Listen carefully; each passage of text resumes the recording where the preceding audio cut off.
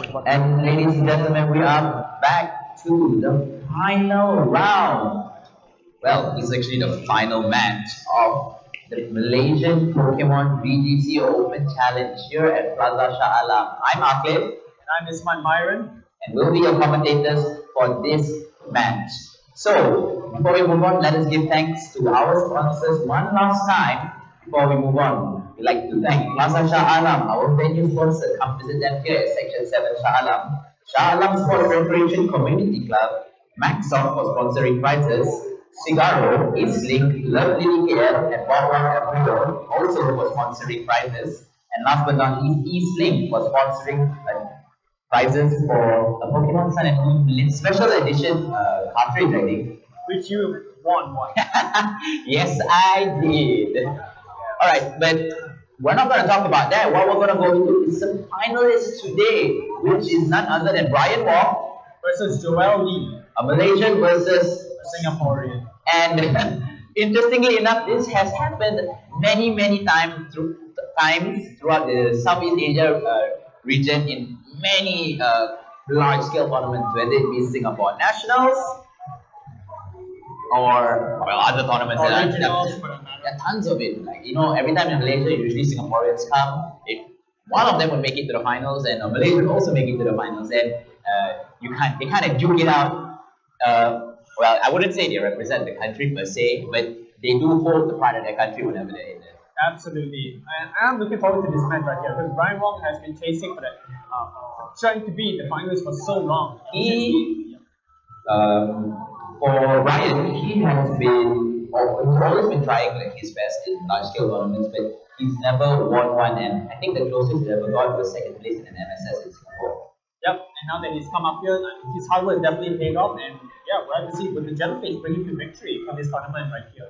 So, what about Joel then and his accolades so far? I think he's top cutted many of the large scale tournaments in Malaysia. Absolutely, Joel is top captain in the previous Malaysia Open also. That happened last year in December.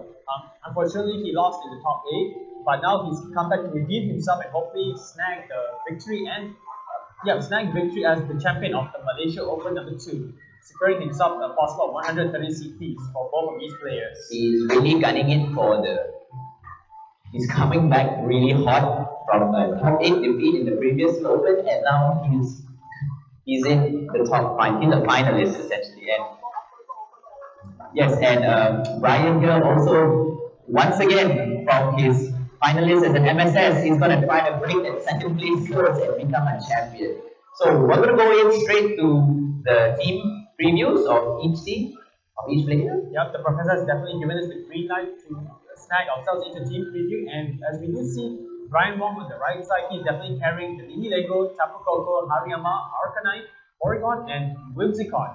And as for Joel, he has the Tapu Koko, Arcanine, Oranguru, Gigalith, Gyarados, and a Kartana. So what I find interesting on Joel's team, I think this will discuss though, is the Oranguru as a choice of a trick room center. Yes, absolutely. Only Oranguru is the form of a speed control on Joel's side of the field, whereas Brian has two options, whereas the trick room with Oregon and the potential tailwind on Whimsicott. Here's the thing as well. Interestingly enough, Nihilego can also carry Trick Room as well as Whimsicott. Today you learned a new thing. Absolutely, yep. Trick Room Nihilego, a little bit unorthodox, but very viable still in the I forgot which player was it, but he used a bulky Trick Room named Nihilego. That was one of our Indonesian players by the name of Fadli Putra. Oh. He used the Trick Room Nihilego to benefit the partner's Buzzroll. Two of my favorite Pokemon. So I would like to also say that I'm not saying I'm biased, but Brian's carrying like two of my favorite Pokemon, which is mainly Whimsicott. I really like Whimsicott, and Nihilego is also, I would say, my second favorite will be after Buzzroll, of course. Yeah, absolutely. So we'll be heading to the match 3 right now. They're choosing the teams for.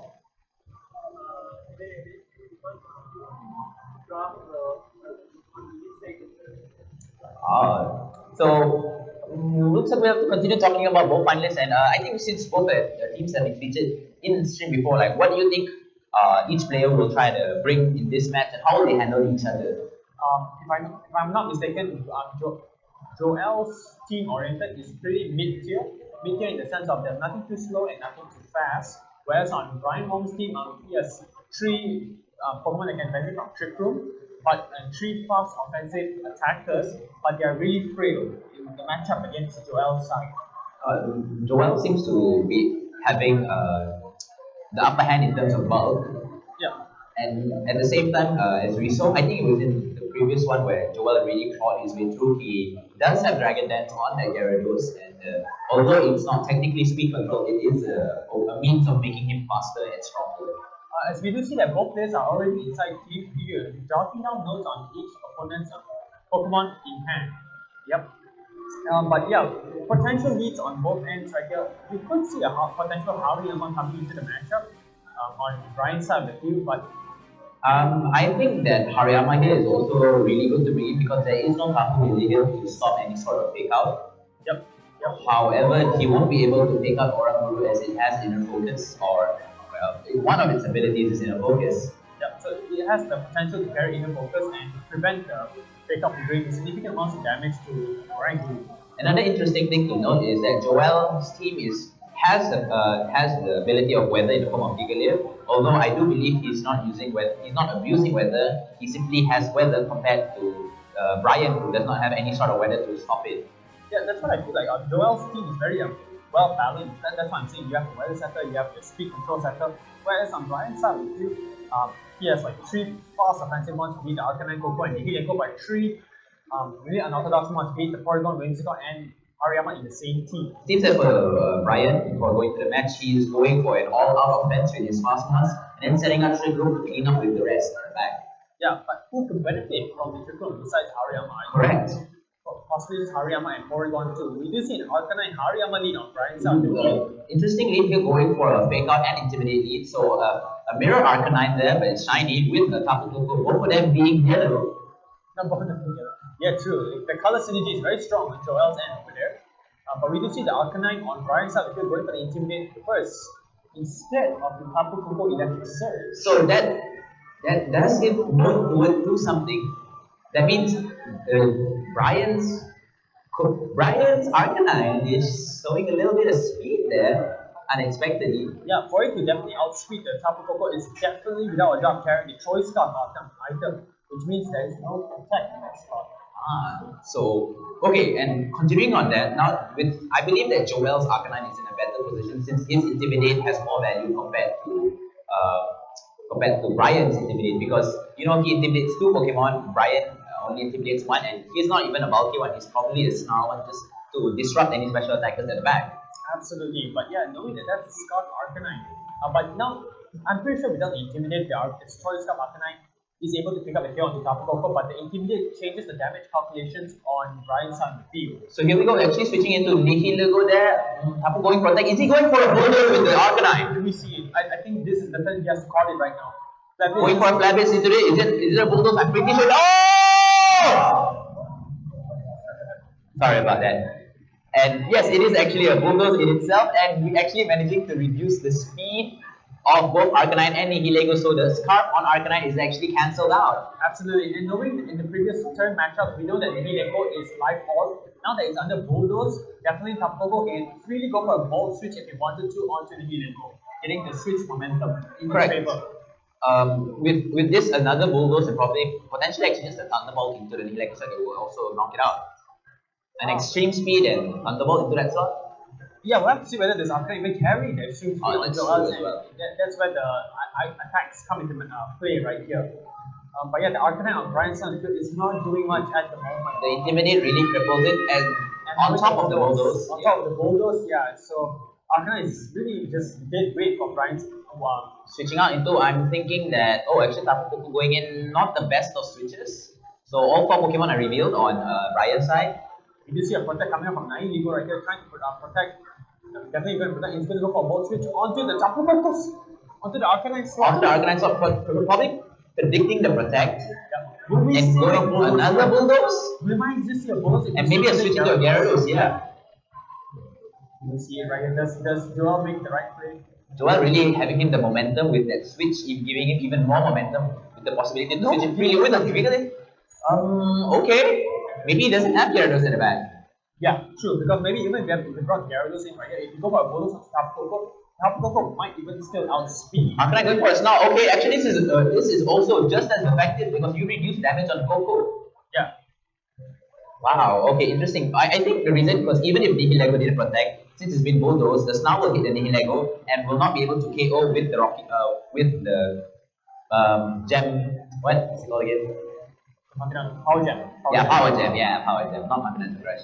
I think the Continental Crush is on the Nihilego. Yeah. Even though the Arcanine on Joel's side is being intimidated, it still wasn't a amount of threat on Brian's side of the field. Correct. No, the Gigalith now is the Arcanine. Yeah. The Arcanine on Joel's side. Because both Pokemon on Brian's side is quite physically frail.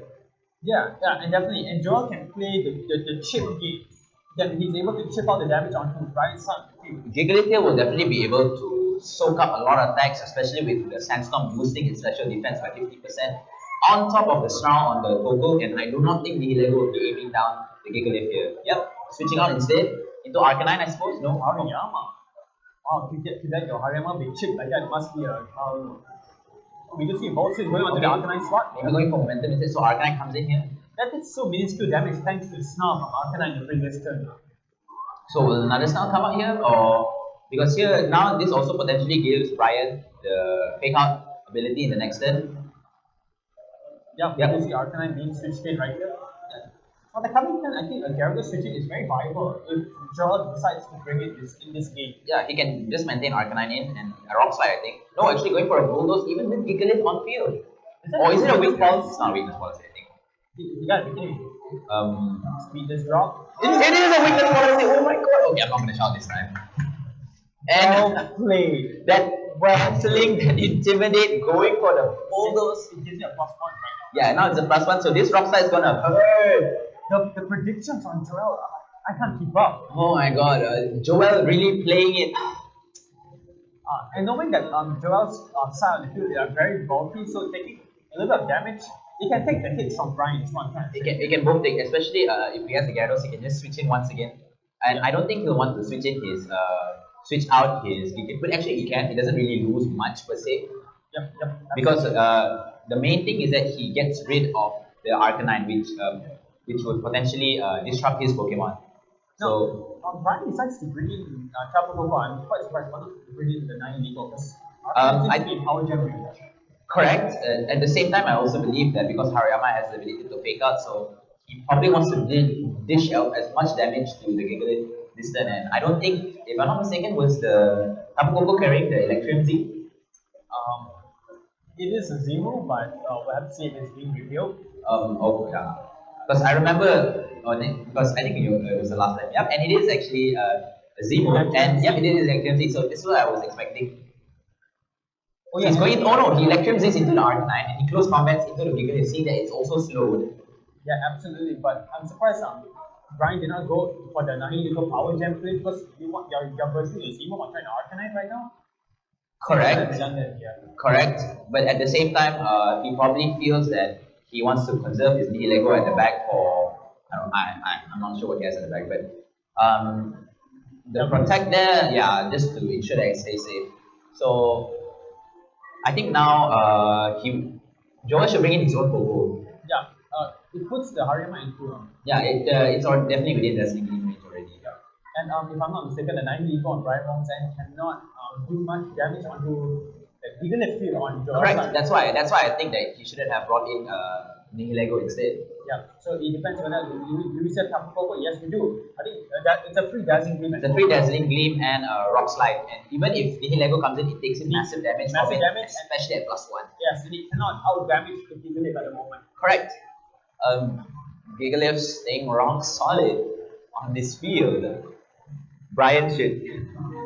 Maybe Brian should change his name to Brian Bestseller Books War, because he's being read just like that. My goodness. But yeah, now Brian's playing from a leg behind, even though both are on the same number of Pokemon turns, but in terms of health wise and board wise, it's definitely in Joel's favor. Oh, okay. Tapu going for a protect, trying to minimize damage possibly, but we see it. Ferium Z. Oh wait, yeah, it was just shown in the last match, right? Yeah, we did. Yeah. The Ferium Z is just to ensure that the Hariyama goes down this turn. Yeah, he's just duping him now.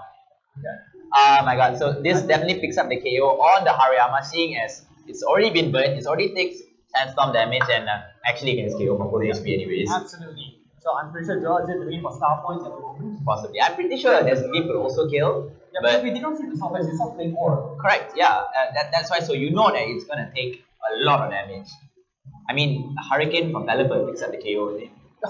Right, absolutely. Yeah. Which if it's not even the Southwest, which it's not for what we saw, it was Flame Yeah. Ore. Alright, so now with Nihilego at the back, Dazzling Gleam, I suppose? Yeah, sure, you can hazard it for sure, but See- and the Tapu Koko has already burned the protect on Brian's end. So right Correct. now, So now he can just double up into the Coco.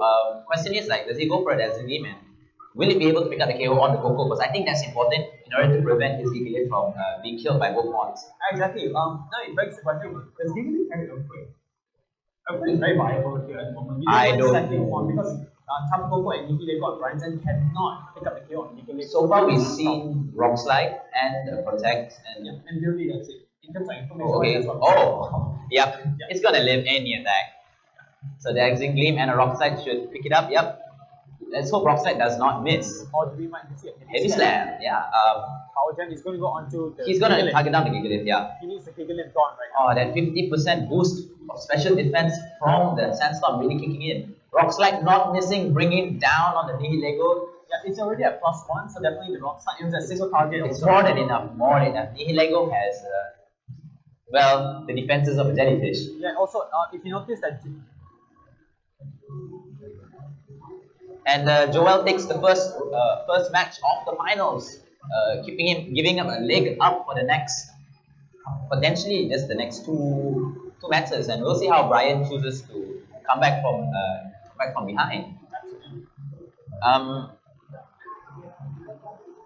yeah, also to note in the previous matches, now Joel did not show much information, especially on the Gigalith. He only decides to show 2 moves on the Gigalith. He decides to keep the other 2 moves secret, which is what Brian really needed to scout it for, whether it's able to knock out the Nihilego without the weakness policy being activated. Whether it has Heavy Slam or an Earthquake, but he didn't manage to scout it. Yeah, so Joel here really taking it out, I would say, with the Bulldoze. And that's the thing about weakness policy. So one other thing as well is that because weakness policy activates whenever you are hit by a super effective attack. And the difference is that because like for Pokemon with like say for example an ability Defiant, it only works when an opponent releases its stats, increases its attack. It doesn't work if you do it yourself. So you can't say for example, you can't bulldoze your fellow Bishop and expect it to get the Defiant boost. Yeah, absolutely. The team composition is really strong on Joel's side because he could make the safe switches to soak hits from Brian's side of the field, and Brian's side of the field cannot definitely pick up the KO in one shot. Brian has to rely on both Nihilego and Coco to start dishing out damage. He also needs Hariyama for the Gigalith because with the Coco and Nihilego it stops like say for example the Gyarados at the back and yeah, hold on, and potentially also the Kartana if it's not Assault Vest. Yeah, absolutely. It's able to if it's not Assault Vest, and also the Arcanine. Yeah, almost forgot about that. Definitely Joel is going to bring the Arcanine for sure, but we need to see a Whimsicott. Favorite leads here. Okay, you must be fanboying at the moment right now. I love Whimsicott. And Nihilego. And Nihilego, but mainly Whimsicott. Alright, so back to the battle itself. The yellow leads from Joel. Here, will Brian go for a Tailwind instead? And wait. Could he go also for a Fake Tears and a Power Jump onto the Arcanine? We have to see because Whimsicott is notoriously known to carry Fake Tears just to pick up one-hit KOs onto opponents. Correct, because Whimsicott is considered like, I would say it's the princess of all gimmicks. It is. You can carry Tailwind, you can carry Encore, you can carry Fake Tears. You can carry Trick Room. You can carry Trick Room in like nature, especially in VGC. Yeah, Fake Tears and Power Jam. Here we go. Is it going to target the Arcanine? Yes, Yes, it it is. is. Definitely going to pick up the KO right now. Both switch into the Whimsicott trying to switch out. I'm not sure what. Well, it depends whether definitely Power Jam is going to knock out the Arcanine. It's at -2. It will kill it. So even with an Assault Vest, it's too late. Yeah, it's too late already. Yeah, it's definitely. Is it an Assault Vest? I'm not too sure. We haven't seen that item reveal. I think it was Berry, right? Yep, and yeah, that was a crutch move that Brian needed to bring in this game right now. The tech that he needed to fight the Arcanine. Well, Arcanine was such a pain for him to deal with in the Correct. previous game. So the only way to beat a tech is with another tech. Yeah, you're absolutely right. And now Gigalith decides to come back inside here. He both switched into the Whimsicott, correct? I think it's to potentially break the sash. Yep. And so the Beast Boost comes up here. And with Fake Tail's potential, it just start racking up. From Whimsicott, and then the +1 with the life orb on Nihilego. We'll have to see if Power Gem is able to knock out the Gigalith right now. I think we'll just Fake Tails and Power Gem into the Gigalith slot to ensure the KO. Technically, it's like giving your Nihilego a +3 special attack. Correct. Essentially. Yeah, so we have to see how Joel responds to this threat right now. The Whimsicott is the big player. Now, especially since then, because generally the reason why Whimsicott also has fallen a bit in usage is because Tapu Lele being around to stop. Alright, so here's one thing. Is this Katana sash? Wait. Is it, the question is, who does he want to KO now? He can choose to KO the Gigalith or potentially the Katana, but if the Katana has a sash, it won't matter. And the Katana is faster than the Nihilego here. So the Whimsicott has to be probably maybe a Tailwind instead. Yep, safe protect Tailwind. Yep. Very viable. But then again, the means of offense of Brian is still the Nihilego. Once the Gigalith Katana decides to knock out either Whimsicott or Nihilego in the following turn, it's a pretty smooth sail on Joel. Yeah, correct. So actually, if he takes out the Whimsicott, the Nihilego will not have the capability to one-hit KO Gigalith nor Katana. And actually going for a protect, here comes the Tailwind, I think. Maybe Joel has read this. We will just see a Tailwind. Will he go for a Beast Boost instead on his own Katana? Katana going for a substitute. Calling every single. He's going here's the heavy slam that you talked about. Read like a book. Okay, now even though the Nihilego is a +1 special attack, but the Sandstorm on Gigalith is ensuring that hey, you cannot pick up the 1-hit KO on me. And thanks to substitute onto the Katana, the Intimidate will not bypass. Yes, correct. Oh my god. Oh man, and he burnt the protect on the Nihilego as well. Yeah. I don't know, and Nihilego needs to have like HP fire right now if he wants to take off the Katana. It can't. Because there's no point. Let's say for example, since that last one, you can potentially break the sub. However, and then the Arcanine will come. But however, I would say it doesn't matter. Katana goes down, Gigalith rock slides and kills the Arcanine. It's at -1 right now. Oh yeah. It cannot. And the single target weakness policy is not activated. Because say for example, I smart strike into the Nihilego. Oh, actually this is a safer move. Going for protect instead first. Detect action. But you leave your Gigalith open for a barrage of attacks right now. That is onto Katana. Do we see a double target onto Katana? Yeah. Yep. So that was one. And going for a heavy slam onto the Nihilego. Very smart there. Yeah. Oh my god. Oh, not enough. But I think that the only thing he wanted to do was just to chip it enough so that even if Katana goes down distant, Rock Slide kills. True. But Rock Slide is definitely not going to pick up the KO on the Arcanine, but knowing that the Arcanine is Choice Scarf that we see from game 1. So it cannot hit the Gigalith. Not only hit the Gigalith, but there is no means of a way for it to hit the Gigalith, but no close contact. Correct. Because we see him blocking into Flabblades at the moment. Flabblades will not do much to Gigalith. Yes. I think in my opinion the optimal move. He did make a very good move in protecting his Katana, but I think he could have just gone for a smart strike or an Nihilego, pick up the KO and rock slide with the Gigalith to chip Arcanine. Next time he can protect and go for another rock slide. But you might not live because the Nihilego because the Arcanine is faster. The Arcanine was faster, that's why. So again, it's going all out here. Nihilego not going for protect. This is when having a non-choice scarf Arcanine will benefit Brian at the moment. This is when he needed it to not be scarf. Looks like kind of beat him back. It came back to bite. He needed the power gem to break the substitute. So, Nihilego was faster. Because of the +1. Tailwind. Tailwind's up. Just remember, Tailwind's up. Now Nihilego is at +1. But I think he still predicted this anyway and went for a rock slide. Don't miss.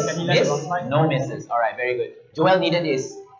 And oh my god, the damage on the Arcanine. It will definitely not pick up the KO because Gigalith was already intimidated by the Arcanine. I don't think it matters here because at the back is Tapu Koko for Joel, right? It's either Koko or Darius. We've not seen the last one yet on Joel's side of the team. That's true. Yeah, and Hariyama's here. The fake out. Yeah, the fake out. Yeah. So that comes down to whether can Tapu Koko survive the Flabblades in the next turn. You just want to break unless Hariyama carries speed. So this is where the mind games carry right now. That's true. The question is he'll probably fake out the Tapu Koko and try to go for he will go for the KO on the Koko.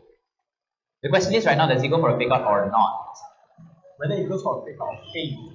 Does he call the protect on Tapu Koko or Does not? Hariyama feint? It is definitely, that's what I'm saying. It's a 50-50 right now. Interesting. Yeah. Does the Hariyama carry feint or will he go for a pick on Tapu Koko? And Arcanine needs to KO Tapu Koko right now. Things went from 25% interesting to very, very interesting. Yeah. So this is the deciding factor of the game. Can Brian Wong secure? Brian going for it, going for a fake out, alright. That's what I'm saying. Okay, so Brian Wong. But that is definitely enough with the critical hit there. Flat Blitz.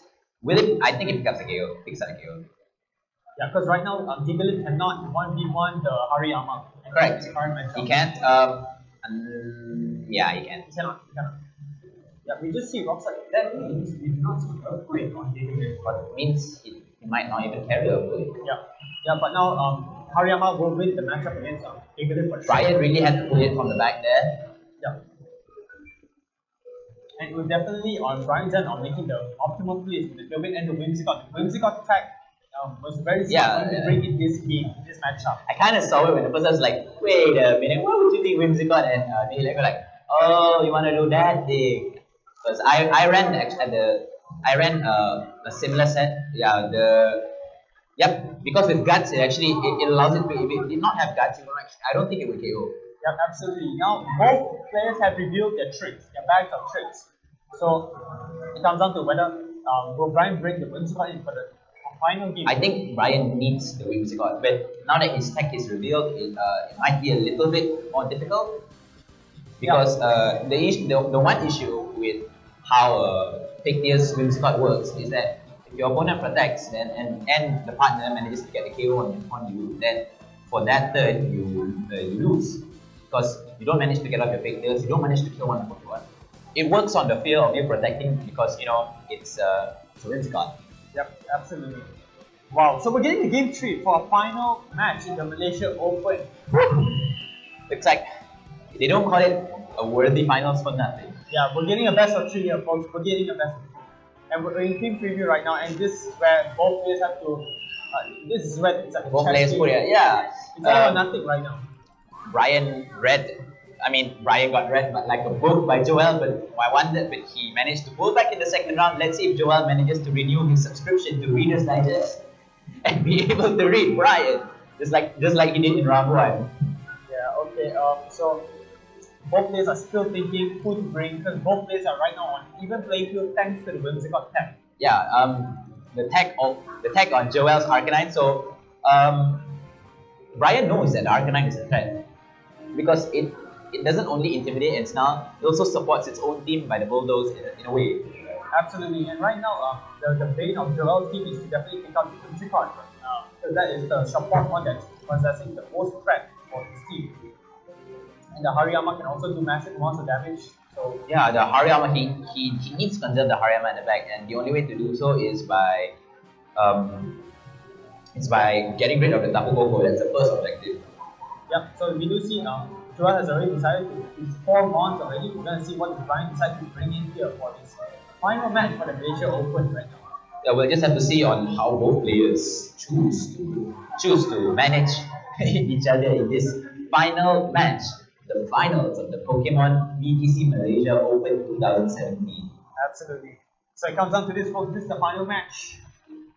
And both players really gearing up. Yep, Nihilego Whimsicott here from Brian Wong. Going in for Pictius, Tapu Koko Arcanine once again. But what will he act on the fear of another Pictius Power Gem, or will Brian go for a Tailwind instead? That's what I'm saying. That's what I was thinking as well, because there are many potential plays that Brian can make right here, but also at the cost of will you sack your Arcanine or not? Yeah, I'm pretty sure both of them brought the same Pokemon. Yeah, all of them. I'm pretty sure about it because like both players know that these 4 Pokemon are the best to manage each other. Absolutely, and if Joel does not capitalize off his turn on whether it goes for a Pictius or a Tailwind, it would be very detrimental on how he plays the following turns in his favor. Brian here opting for a lot more 50-50 plays. Yeah, Brian. So we do see Arcanine being switched out right there. Do we see a Gigalith coming? Yes, we do see a Gigalith coming. So what will the Volt switch? I think we might just see a Tailwind coming from Whimsicott. Yeah, that's what I said. You might just ask. No, going for Pictius onto Tapu. Yep, no, into the giggly slot. Yep, Brian banking on it again. Yeah, you can see a bold switch going onto the Whimsicott slot, breaking a potential focus sash on the Whimsicott. And who do we see come back inside? Potentially a Katana switching. Yeah, Katana switching is very, very viable there. But okay, I know that the Lego's definitely going for a power jet into that slot. Yep. I think it should KO, or maybe not, maybe not, maybe not. Yep, Katana coming here. So the question is right now, power gem. Onto the Arcanine slot. Yeah, correct. Yeah, that's not enough to pick up the KO. That's why I said Whimsicott and these guys think they rely on being able to nab the KO in the first turn. Right. So to swing the momentum in their turn, they need to nab a KO immediately. So the question is whether or not Whimsicott goes for Tailwind instead. Absolutely. To be frank, Cortana could easily go for a smart strike onto Nihilego while Gigalith goes for a heavy slam. Correct. But I don't see any means of offense coming up from the Whimsicott slot on Brian's. Yeah, I think he's banking on getting the Tailwind up, protecting Nihilego, and then switching to maybe a Hariyama. True. Very potential. But yeah, it comes up against the Whimsicott play. He's definitely going to go for a Tailwind, right? It's very safe on Brian's end to go for a Tailwind. Depends on what Joel decides to go for. Who will use Smart Strike or Deflate here? That's the thing, because if he doesn't, Arcanine comes in. Yeah, Arcanine comes in here. But here comes a Rock Slide. Rock Slide may be potential, but we have seen him carry Heavy Slam. We have to see what Joel decides to go for here. Yeah, Tailwind, okay. I think what he should do actually is just go for a sub instead. Just because going for it. Deflate onto the Nihilego. I think he was. Oh my god, that was a crit. That must be a crit. If he goes for he goes for a Heavy Slam. Heavy Slam. If he went for a Rock Slide, things would have been much more different. Yeah, absolutely. Sure, you might reduce the Whimsicott right now, but Joel would like to bring in the Arcanine safely, have it switch in safely. Because right now, if you kind of switch in the Arcanine manually, you're putting yourself at risk of taking damage from the Arcanine and potential Nihilego switch in right now. Correct. Okay, here's the thing. This turn, Gigalith potentially will be KO'd by the Nihilego. I think that's what he will do. But or what he can do is that he can protect Katana, switch Gigalith out into Arcanine, reduce the damage from Brian's Arcanine. Play yourself to maneuver away from Trick Room. Correct. Not Trick Room, in Tailwind, sorry. You have to play this call out the Tailwind turns for the mana. Yeah, and it's just a matter of sorting out Tailwind turns, or instead relying more on his bulk rather than wait for Tailwind to go out. Yeah. Brian here seems to be in a bit more of a comfortable position. I would honestly prefer if you went for a Rock Slide because you nab switch-ins. No, but here's the thing: if you went for a Rock Slide the previous turn, you are risking yourself and letting the Whimsicott live. And the Whimsicott was the threat of his whole team. Went for a double protect here into the flat blitz. Oh my god! I think he doubled into the Kartana. Yep. Yeah. He didn't know. He just wanted to start Tailwind turns and chip damage. So yeah, because here's the thing. He accounts for, even if he switches Katana into Arcanine, then he gets hit by the power gem instead. Yep. Brian was just covering all of his odds there just now. Joel will have to see which ones would he value more. Either the Katana, definitely the Arcanine is more valuable if you want to switch it in safely. He could potentially lose 2 Pokemon this turn, that's why. Yeah, it comes down to which spot will Brian target right now. I think Brian can potentially do the same move as last time since he burned to protect, or he could just aim down on the Gigalith distant and just catch the switch it normally no problem. Yeah, because you're Arcanine being switched out right now, handing it to the corridor. Wow, okay. Wow, okay. Very interesting choice there. Very interesting choice because you wait, Katana just switch out. What does he decide to Arcanine? Yes, correct. Call for this, and Power Gem's gonna go into that slot. That means Brian did not bring Hariyama. Yeah. Yeah, Hariyama is not drawn. But I don't think that he won't set a Trick Room for sure. Yeah, because Power Gem into the Gigalith slot. Yep. That's definitely gonna pick up the KO. Correct, with the -2 already on it. And you know what's interesting? Okay, that's not really interesting per se. Now it's a 50-50 because Cortana will have to come back inside here on Brian's end. Correct. I thought of something very interesting actually. What he could actually do is that this turn, assuming Nihilego protects, goes for a bulldoze and slows his own. Because I think the Porygon might go for I wouldn't think you want to bulldoze this turn because the Tailwind is still up. And the Nihilego is already at +1. The +1 Power Gem is going to knock out the Arcanine. Correct. So Tailwind is still up. They'll probably protect on the Katana itself and Power Gem into the Arcanine. Yeah. Unless he goes for the balls. Yeah. So now Katana does decide to come back inside here. It depends on is the protect going to be predicted on Brian's end over here? Will he predict the smart strike to go into the 90 legal slot? That's the thing, because even if he did, I think Power Gem is still able to KO the Katana. With the nuclear extraction. And let's not forget, he has the. Tailwind still up. No, he also has the Scarf Arcana at the back. Right. He switched out into the Porygon, that's why. So Brian here is in a very, very comfortable position, I would say. Yep. So yeah, oh wow, it's not really much of a 50-50 right here because you either threaten the Porygon, the Arcanine comes in for free, and it just goes to town. There's no way to Katana going for protect. I think he did aim down on the Katana here. So yeah, Power Gem.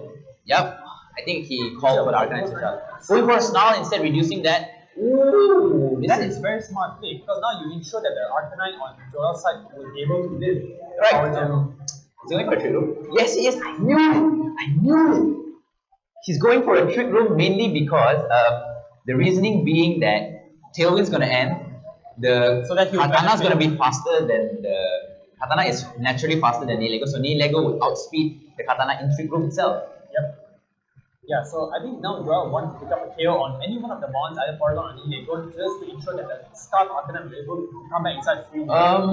Here's what's gonna happen. Porygon, they're gonna double into Katana. Katana's gonna die. Yeah, the Katana slot will be nuked at the moment. And well, he just needs to take out Nihilego, honestly. And after that, because like since his Katana will be slower than the Scarf Arcanine at the back. So yeah, and because Porygon's not really providing much offensive potential. So yeah, there's a lot of difficulties. You see Porygon switch out right here into the Arcanine. Switching for Brian. Not the best. I would say yeah, you reduce damage, but now comes the will the Power Gem KO. Oh my God, going into Kakugo, that was not the play. We have to see whether going for another Snarl. Because Arcanine is slower and trick room himself. Yeah, his Arcanine is the fastest on the field right now. Going for another Snarl. Yeah, will he decide to either Power Gem or Sludge Bomb over here? Will he Sludge Bomb onto the Katana slot? Going for a Power Gem onto the definitely Power Gem. Onto the Arcanine slot, yep. Oh my lord, that is not damage. But right now, the speed tier control is definitely in Joel's favor. Yeah, Joel managing it out for some reason. Yeah. Brian now once again being put back in the back seat. Because the Scarf Arcanine is in a... Yeah, Scarf Arcanine is probably going to die. His Arcanine is the fastest. He can just launch up another Snarl and hit the Nihilego with potentially a Thunderbolt. Yep. We might just see Tapu Koko going to go for Electricity onto the Porygon slot or just go for a regular Thunderbolt. Because the Arcanine slot is a very precarious situation. You want to switch out into Porygon. The question is, does he want to take out the Nihilego now or not? He might go for Protect. Yeah, exactly. That's why. So yeah, he knows that the Arcanine is definitely going to take damage this turn, but at the same time, the Nihilego might also capitalize it and. Oh, Nihilego decides to switch out right now. Oh dear. I don't understand that. Because we have a choice Scarf Arcanine inside Trick Room right now. Correct. With Tapu Koko and Arcanine. So Arcanine going for another Snarl. Yeah, I expected this that he would Snarl and probably go for a Dazzling Gleam or Thunderbolt onto the Arcanine. Yeah, because the Tapu Koko will live the Sludge Bomb. Yeah, Dazzling Gleam. Yeah, he knew it. He knew he had to do that. And once his Arcanine went down, therefore, as long as he stole that Trick Room, he would win the game because the Nihilego isn't able to beat out Katana outside of Trick Room. Yep, absolutely. Yeah. And here's the thing, he can just Snarl again. Yeah, he can Snarl freely right now. If he Snarls again, Nihilego doesn't pick up the KO, it's Sludge Ball. Yep, absolutely. Unless it's a crit. Power Gem might be able to knock off the Arcanine right now. But now Tapu Koko is a bigger threat. Yeah, actually, Joel is just waiting for the Trick Room to expire and waiting for a free switch in any of the slots to bring Katana. Correct. Once Katana, like, he has the option of getting rid of doing Porygon 2, of like, chipping Porygon 2 for the Sacred Sword. Yep. Oh, but I really think Nihilego should be put out of commission right now. Nihilego should be put out of commission. Put out of commission? Yeah, Ice Beam, Snarl. Wants a Tapu Koko slot? Yep. Snarl is definitely coming out. Snarl, miss? No. Yeah, the Snarl connecting. Okay, the question is, does Sludge Bomb pick up the KO? Does Sludge Bomb pick up the KO here? And he power jam instead. Onto the Oh Arcanine. my lord. No, into the Onto the Coco. no. That's not the best move. Thunderbolt into the Nihilego for sure. No, into the Porygon. Porygon, he wants the chip. Oh, the Trick Room's. Trick still up. Trick still up. Ah. Still up. That's right. He needs the chip right now. So now he's able to go for Tapu Koko for protect. Well, while Arcanine goes for a Snarl. Oh, yeah, that's true. Also, Yeah. but Porygon can just recover, I guess. Yeah, Porygon can recover. But so what? So what? Is in the back. That's Yeah. the thing. Yeah. So Yes, very true, very true. Now the main threat for Joel right now is he wants to protect Tapu Koko and let the Snarl land right now, so he could live the power gen from Nihilego. Going for recover, that's fine. That is totally fine because as long as, like I said, as long as Nihilego is put out of commission, he wins. Yep. Bulldoze, super hard play. Yeah, that's good game. Because now. Ladies and gentlemen, subscribe to Joel's How to Read a Player. If you use the code at www.readaplayer.com/Joel1, Joel Lee, you get a 10% discount.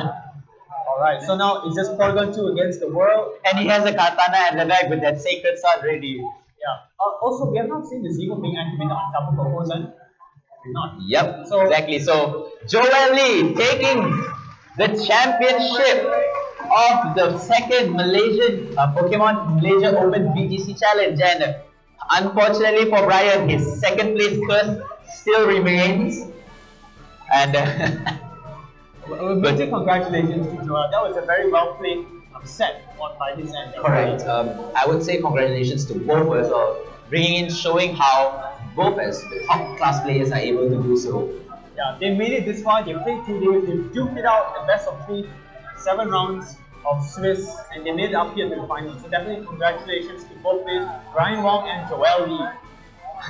And I guess we'll see you for the final interview with our champion, Joel Lee. We'll catch you back in a while. We'll catch you soon.